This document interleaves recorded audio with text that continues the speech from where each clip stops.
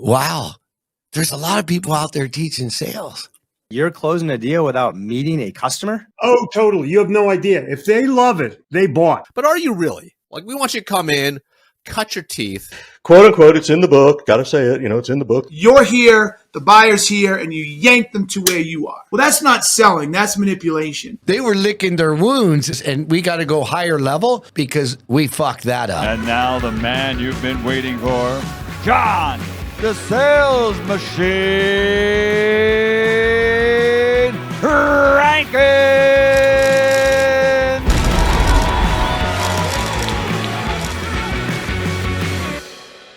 Ladies and gentlemen, welcome to a special edition of Season 1's Greatest Hits in Sales. I've collected and collaborated with our team, bringing you the top 5 experts in their field by setting the pace and being game changers.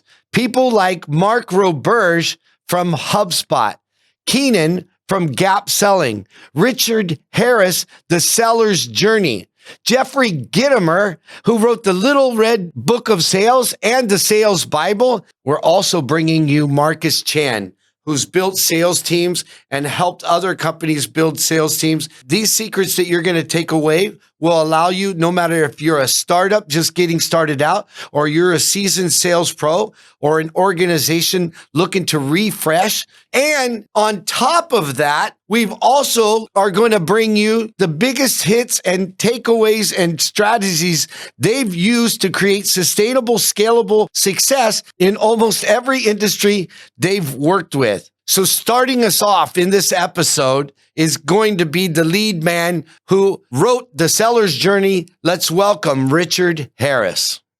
All of these scripts, scripts drive you crazy.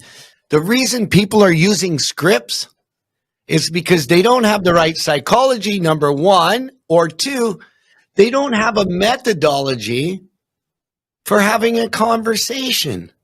You want to speak to that? Yeah, I first of all, I don't mind scripts. I like them. I think we all speak in mini scripts all the time, right? If someone brings up the competitor, you know exactly what you're saying because you've done it 100 times off your deck or whatever marketing gave you. What I don't want people to do is sound scripted. There's nothing wrong with a script. I like scripts. Scripts actually allow you to become better listeners to your point of providing service, but don't sound scripted. And in doing that, find your authentic voice. So how Richard says something's different than John, like I said earlier, right?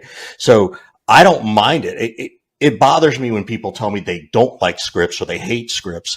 And when I get in front of a group, I'll ask, who hates scripts? And someone will be like, what don't you like about it? Well, I like calling it a bullet point, or I like calling it this, or I don't know. I just don't want to sound robotic. And I'm like, okay, well, that's not what a script is. I'm like, who here loves scripts? And someone always loves them. I'm like, well, why do you like it? It's like, because I don't have to think as hard.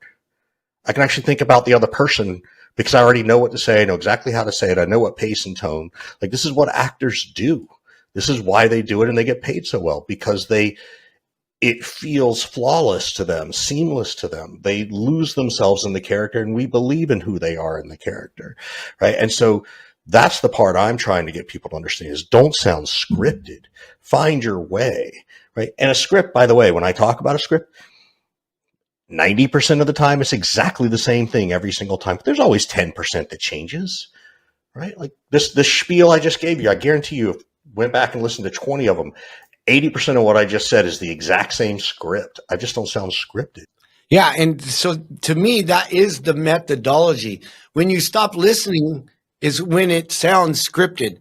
When you're just reading a script, you're not identifying what is their greatest challenge, what is their biggest problem, and you're just coming from a script rather than coming from a place and space of being real and relating 100%. So that you're relevant. That's when I find people lose the plot. And when they sound scripted, they create doubt. And when in doubt, they're out. Coming up next is Marcus Chan, who has transformed dysfunctional teams into winners. Priceless advice. Not only do you have your own business now and you work with Fortune 500 companies, tell me about your journey and how you took this dysfunctional team and made them winners. So great question. So I'll give a little backstory. So, over the years, when I first got started in sales 2007, and I was going out there, trying to figure it out. I struggled, eventually had success, and started running very small teams. And I started to turn on very small teams. Like I became kind of known for that, right? And I remember in 2011, I had thought to myself, what if I just got lucky?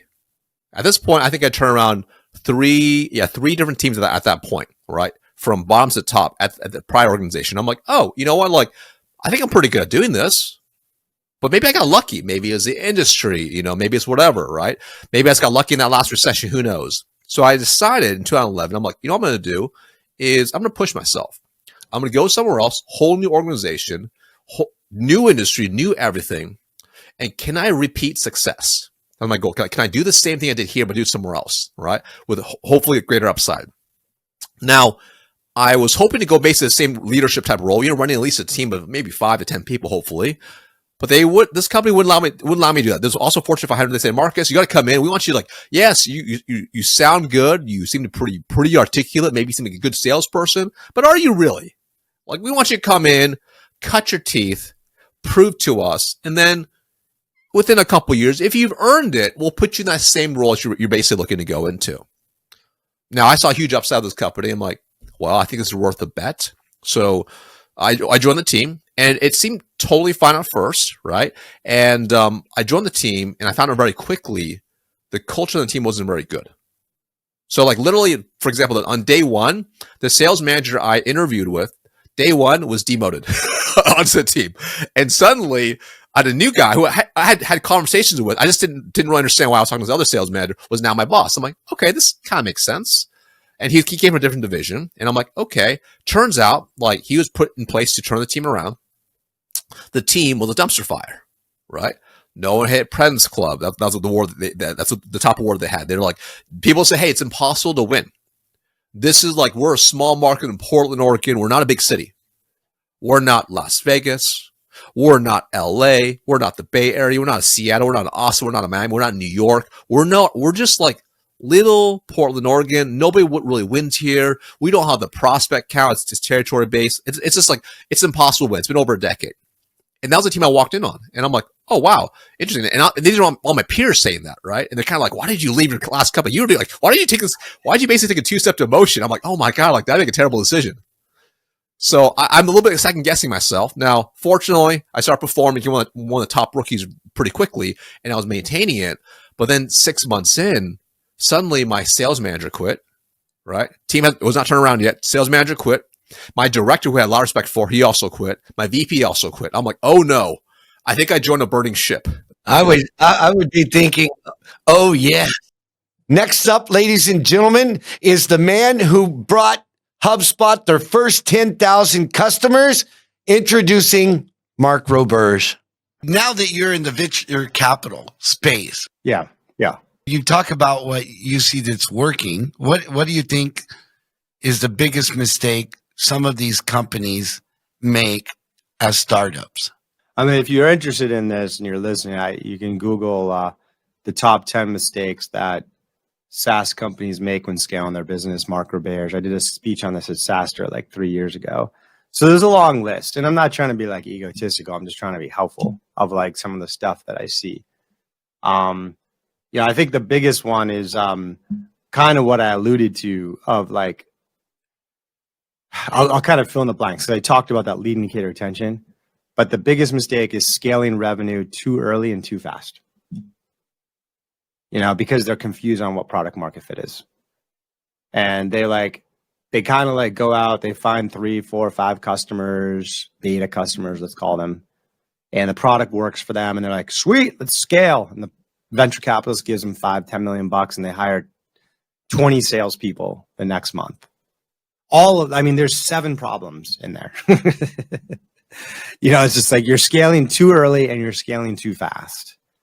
So what you have to do is you've got to assess whether you have product market fit and go to market fit, and those have to happen in order. And we've kind of flirted around this, John, in our conversation. So the first thing is product market fit. And that's what I said. It's not about how much revenue or customers you have. It's about your in my space of B2B software, it's customer retention. You can translate it to like apparel and other things by like whether people buy more from you, what their NPS is on their product. There's ways to measure customer value in other situations, but I'm just going to talk about B2B software. So you have to have really good, customer retention and leading indicators of retention. And I don't actually care at that point whether you're generating a profit, John, like we talked about. I don't even care if you're selling the product at a higher price than what it costs for you to sell it. Not everyone has the opportunity to do that with capital, but like it's friggin' hard to come up with an idea, as you know, and to create a product that people like. So that's what we have to do first. And so like we just want to have like, if we sign up 10 customers a month, we want 9 of them a month from now to be like, this is awesome. Don't ever take it away from me. I don't care if you're selling it for a price more than what it costs you. Cause like you don't have a sales team yet. We don't have an operationalized sales team. And I don't really care what the price is. It can't be free because people aren't going to take it seriously, but it doesn't have to be optimized. Then we've got product market fit. When 9 out of 10 are like, this is awesome. I'm retaining forever. Beautiful product market fit. Our next guest is a guy that has really revolutionized the industry, especially in high ticket sales, and wrote the book, Gap Selling. Welcome, Keenan. There's no such thing as closing, right? And there's so many sales trainers out there.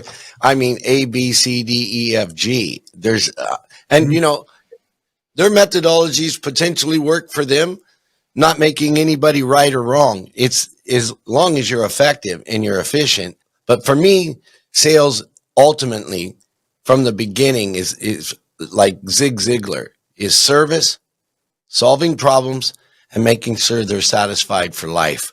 And to me, that's just priceless. Now, the methodology you use is also priceless, but why don't you go deeper into the fact that there it really is no closing? There's no such thing. So what I say to that is, if you really step back and you look at the concept of closing, okay, if you look back at it and you step out from an operational perspective or an execution perspective, why is someone closing? They're closing because they are done with their pitch, their demo, whatever it is that salesperson is doing. They're done. Like, they're done. They have nothing, no value to add. So now the rest of their efforts is just trying to get you to say, yes, I'll buy. Well, if you get to a place where you have to close the buyer, that means the buyer hasn't gotten there yet. You've gotten too far ahead of the buyer. You're done, but the buyer's not. So what has happened, what we were taught is how to yank the buyer forward. That's what a close is, right? To yank the buyer to where you are, to make the decision on your terms, right? So whether it's the assumptive close or whether it's a hard close, it's you're here, the buyer's here, and you yank them to where you are. Well, that's not selling. That's manipulation. Selling, I argue, is done at closing is done at the beginning.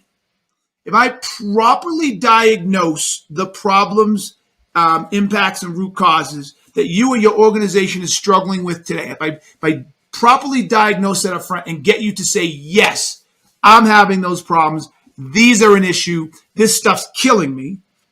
I have to change. Notice what I did right there. If I get you to a place where you realize you have to change, then 80% of the sale's already done. You may not buy from me, but you realize that you can't do nothing. So that's the first one. So closing is done on the end by just getting the buyer to acknowledge that the status quo is not acceptable. So then what you do is you show them how your product or service can deliver on those issues and challenges and move them somewhere else. And if they see that, they'll be like, okay, this is fantastic. Got it. When do we start? How do we start? You don't have to close them. They will close themselves.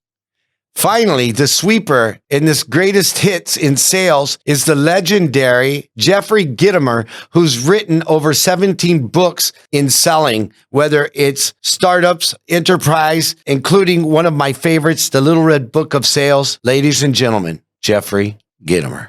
I always ask my team if they come back and they got ambushed, right, by a CEO, or they got the meeting got hijacked, and I'm coming up with these scenarios right in the boardroom or with situations, right, and I'm naming them: the hijack, the ambush, right, when you go in and you're making a presentation. I say, okay, so what did you learn? Let's write it down. What could you have done differently, right? But the best way is to become good before you go into that meeting and to know how to handle whatever objection or situation that's going to happen. And the best way to do that. If the customer says your price is too high, you say, my price is too high. I never heard that before. That throws the other guy completely in the opposite direction. I never heard that before. Or you can say even a more powerful thing. I was hoping you would say that. I was hoping you would tell me you already had somebody else that you do business with. I was hoping you'd tell me that my prices are too high. Because our best customers come to me after I've overcome that objection. So I just need 5 more minutes, and I brought this pen just in case you need it to sign this order form. Press hard, 3 copies. Because they don't have confidence, Jeffrey. And the reason why they don't have confidence is they're not competent. And that's why I've spent my whole life training people how to sell and not practice on the customer, practice on each other, right? Pity devil's advocate. And then guess what? We're going to switch. But, bottom line is what you said about creativity is probably the superpower of salespeople. The more creative you can be, whether it's giftology, whether it's your methodology for getting in the door, for breaking the ice, finding out something about them. So, the number one rule in sales to me is shut up and listen. Just shut up about your product, about your service, about who you are, about your company. Shut up. Nobody cares. I love to write on the wall or on a whiteboard. Now I have this interactive screen. I write, guess what? Everybody thinks of you. Nobody cares.